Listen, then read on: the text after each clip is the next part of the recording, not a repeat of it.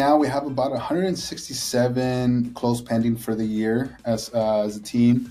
So we're probably going to finish off around like 90 to 93 million in closed volume. Team size, really, we have like around 8 agents who are actively getting after it. We have increased our team size to about 15 agents now, and then we have a few team leads in there. So right now we're still in the building out process, but we've been able to kind of put it together for it, for having the market that we have now. So yeah, we've been running the team for 2.5 years now, almost 3 years. We kind of started out of necessity because I started posting these crazy reels on Instagram and started getting flooded with leads, didn't know what to do with them. And now we're here. Just pretending to be a cool business owner. Isn't it crazy how that happens? Like you get inundated with all these inquiries and you're like, okay, I guess I better restructure my business model.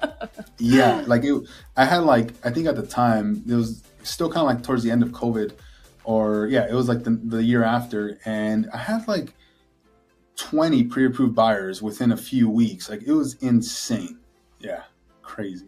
Okay. So you mentioned you started posting crazy reels. So tell me a little bit about that. What made them so crazy?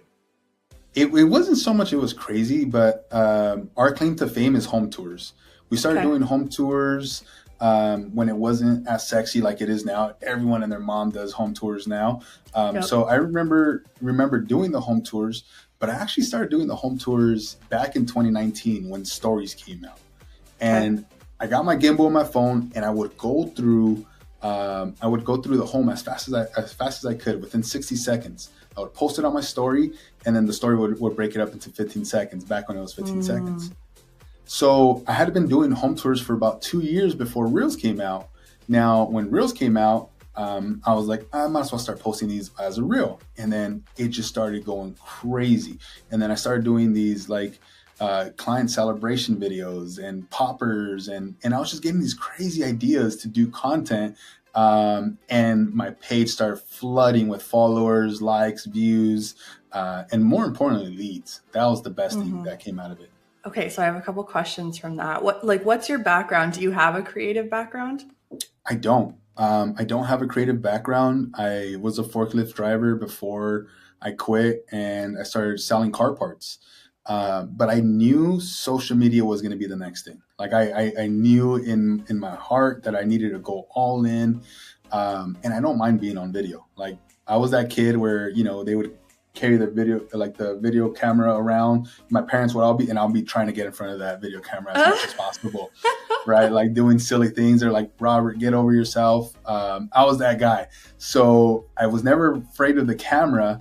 So I just wanted to get on. And once I felt like I can actually monetize it, I was like, okay, we have something here. And so, yeah, I was just like full steam ahead with it.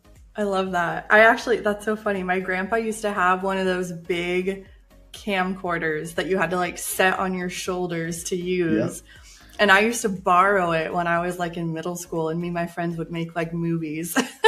Love that. It was like we're getting trained for this moment right here. Right. I always tell my clients, I'm like, we never knew video editing was going to be this skill that we needed as adults. Yeah. So going back to your question, like I didn't take any classes for it. It was kind of like I would just watch YouTube University and get a little bit of, nuggets here, nuggets there, and then just trial and error. I spent a lot of time on the computer trying to figure out Premiere Pro, and then Final Cut Pro and all these pros. And then now everything's just done through the phone. So trial and error, a lot of hard work. I love that now. And I think a lot of people who have never tried to edit videos 10 years ago don't really understand how easy Instagram and TikTok has made video editing for us. Crazy. I mean, it's just, click, cut, and post. It's so much easier now. Yeah, and CapCut does like half of it for you. So, oh my God, yeah, it's awesome.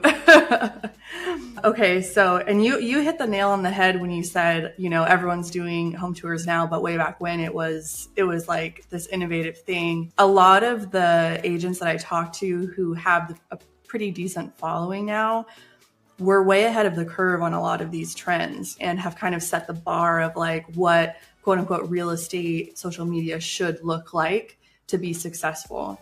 And so you said it brought in a lot of leads. So talk me through that. Was it DMs coming in, or like how did leads start coming in on your socials? So when I first started, it's always been DMs. The DMs have always been like the best source of leads. But I also set up this little IDX. I had no idea what I was doing, but I put the IDX on my bio and I just put search more homes here, and people would click that. And instead of just going to Zillow, they would click that and look at homes, and then they had to put in their information. So I just became like a marketer by putting one simple link on my bio and telling them exactly what to do. They would click that, search more homes, and then I just got more at bats. And then, of course, the DM leads have always been like the key to our success. So when we first started, I didn't know how to talk to these people, but I was so inundated with like the DMs. I would wake up at 4 a.m, go to the gym, and respond to DMs. And then I would tell my wife like, hey, I'm sorry. I got to respond to DM and comments. I'll sit there for hours until I started building out some systems where now we have VAs responding and all of that. But at first it was just me. It was just me answering everything. So it was really, when we first started, it was the DMs and then the simple IDX. Like it was the most simple thing ever. And that was in what year? That was 2021. Yeah. So okay. 2021, almost going into like 2022, that started happening. And I just got really good at bringing in leads, and still to this day, the numbers are a little bit lower, but we've been able to kind of sustain that. Yeah. So how has that evolved? Because it's 2024. I think the link in bio has changed a little bit, in my opinion. I'm curious what you're seeing.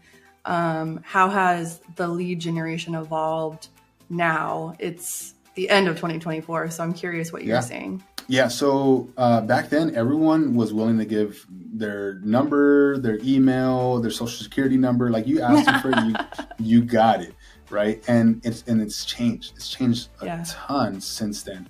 So what we're seeing now is people are not as willing to give their number, and they're not as willing to give their email address. So one thing that we focus on is engagement and providing value.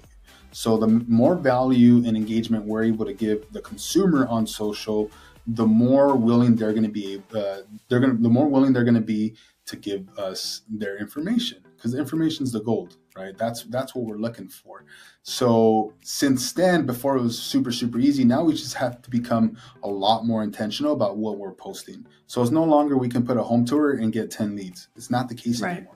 If people think that's the case, they're wrong. So now it's, okay, I'm going to put a home tour. That's the sexy part to attract people. But now I'm also going to talk about how you can buy that home.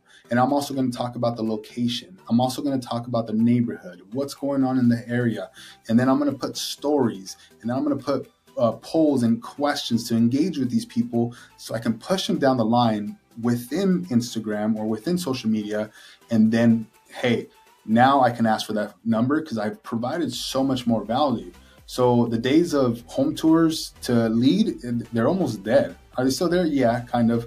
But now it's true value, and that's what results in bringing in leads and people trusting you.